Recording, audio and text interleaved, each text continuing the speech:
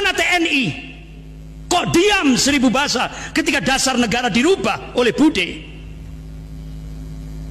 Ternyata Pak, bahkan diprediksi 2024 kalau 10 proyek reklamasi itu jadi, termasuk di Teluk Benoa Bali, akan ada 200 juta rakyat Cina daratan yang akan menempati 10 proyek reklamasi. Ancamannya saya diancam 10 tahun penjara. Tidak tanggung-tanggung. Yang melaporkan itu adalah Eva Sundari, DPP PDIP Pusat.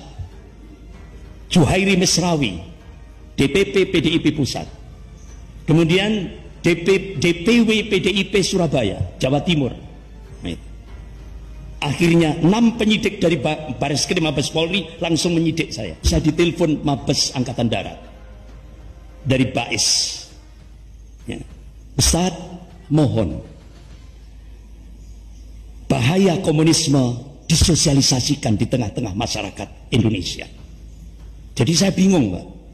Mabes Polri melarang, Mabes Angkatan Darat memerintahkan saya. Saya tanya kepada Bareskrim yang penyidiknya itu, saya boleh tidak melakukan gugatan balik kepada Buzzer Istana? Nggak bisa Ustaz.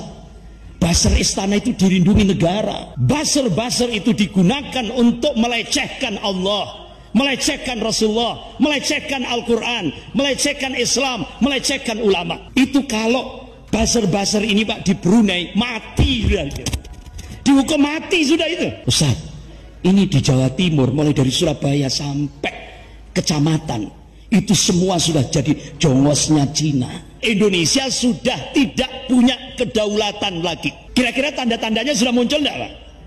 Sudah.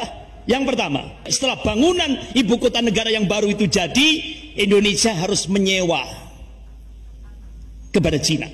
Nyewa. Sementara ibu kota Jakarta digadaikan. Cina diberikan HGB, hak guna bangunan di ibu kota negara yang baru, IKN-nya itu 160 tahun.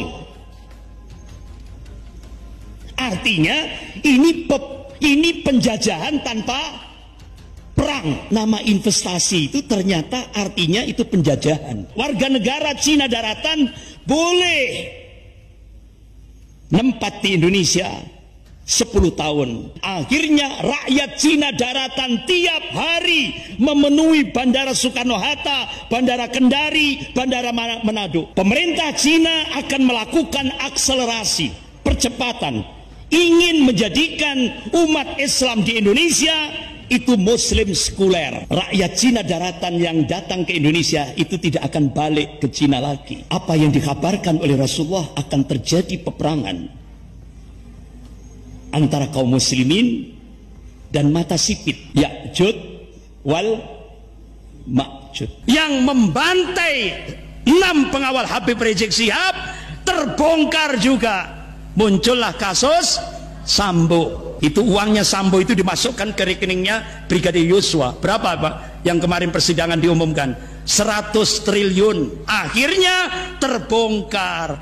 Siapa presiden, calon presiden oligarki tahun 2024? Ini terbongkar juga. Ternyata sudah disiapkan oleh Jenderal Sambo. Siapa Kapolri tahun 2024? Sudah disiapkan rapi sekali. Akhirnya gagal, berantakan.